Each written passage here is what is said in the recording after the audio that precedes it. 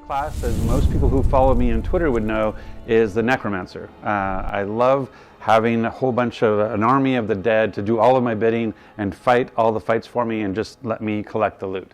And the reason I said people who follow me on Twitter would know is because I just got a necromancer tattoo on my left arm.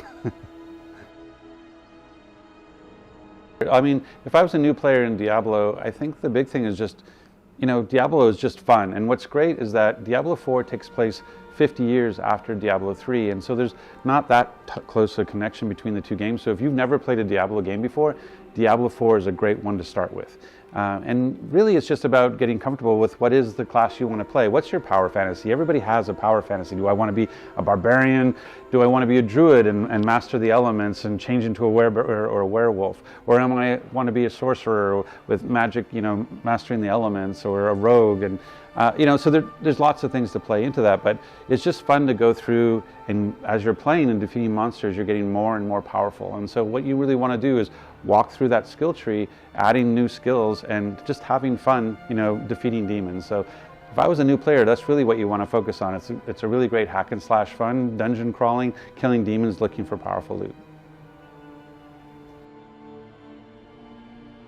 Playing D4 on controller is interesting because you can play it obviously for console, but also we support controller on PC. And it really changes the dynamic about how you play Diablo, because when you think about it on PC with mouse and keyboard, you're sort of this benevolent being guiding this character on screen. So you say, go here, go here, go here, which is fun and great. But what I love about the controller play is it's direct control, which means it's actually you are the character. You're not guiding the character, you are the character. And so, turn left, turn right, you have access to all your skills on your buttons immediately in your hands. And so we've seen by, bringing D2R to console with controller, bringing Diablo 3 to console with controller, that Diablo is really great to play with controller, whether you're playing on PC or console. Basically, we have both cross-play and cross-progression. And so what does that mean? It means that you can play the game on console, whether PlayStation or Xbox, or PC, and that means you can play with your friends and across all those platforms. So you can have a party of actually a PC player and a PlayStation player and an Xbox player, and you can all play together, and that's cross-play. And cross-progression is really around this idea that you can move between platforms. So let's say you want to play on your PC at work. I'm not saying you do that, but maybe I might do that. But when you go home, you want to fire up your console in front of a big television, and your progress will pick up exactly where you left off. So you have both of those things available to you. And even from the point of couch co-op. So let's say you're playing couch co-op on console, and let's say you're on your PS5 and you have two people on the couch playing. They can actually join up in a party with an Xbox player and a PC player into their party of 4 as well. So there really is no limitation between sort of how to mix and match the platforms we support. Talking about the end game in Diablo IV, well, we're really excited that as part of the mainline Diablo games, Diablo IV is the first to actually ship with an end game, at launch. And what that really means is that's the time after you're done with the campaign, and there's a lot to do. We have a lot of things you can play. We have the Whispers of the Dead, which is essentially like a bounty system that you can go and collect bounties for big rewards. We have Helltide, which is where different parts of the map become much more difficult, but also have much greater rewards, and you can actually target the types of rewards you're looking for. We have Nightmare Dungeons, so there's over 100 dungeons in Sanctuary, and you can, through these sort of keys that we call sigils, you can get them to be harder and harder with different aspects that change how they play, the type of monsters, sort of different buffs and debuffs, and so it makes it really exciting to play, and you can keep going up and up and up, which again, the higher the difficulty, the higher the rewards. And then we also have PvP.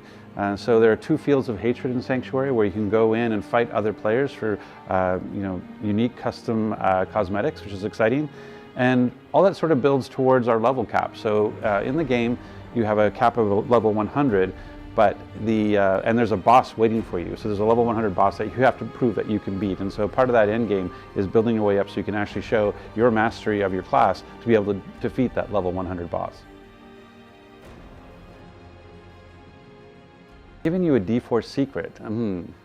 Well, it's not really so much of a secret as people really haven't had access to it or seen much about it because of where it's placed. So every class has a specialization or a special mechanic unique to that class. And the Druid is one of those. But the Druid's specialization has to do about their druidic power and where that exists, which is in Scosglen, and Scosglen is outside of the beta that we recently had. And so not everyone has been able to see that specialization. And so I thought I'd just give you a brief glimpse into it. So the druid is able to gain these benefits by getting attuned to different animal spirits. So once you get to a high enough level, and once you make the trek to Scosglen, you'll be able to go, as you're killing monsters, you're earning favor for those spirits. And when you return that favor to them, you begin to unlock different abilities that then you can put onto your druid. And so, you know, you have the Book of the Dead with the necromancer, and you have the enchantment system for the sorceress, and you have the weapon expertise system for the barbarian, and you have the sort of unique combo skills that you have for the rogue. And so every class has their own one, but no one's really seen the druid one yet because it's outside of the beta. So hopefully you'll try the druid when you play Diablo IV and, you know, take advantage of those spirit animals.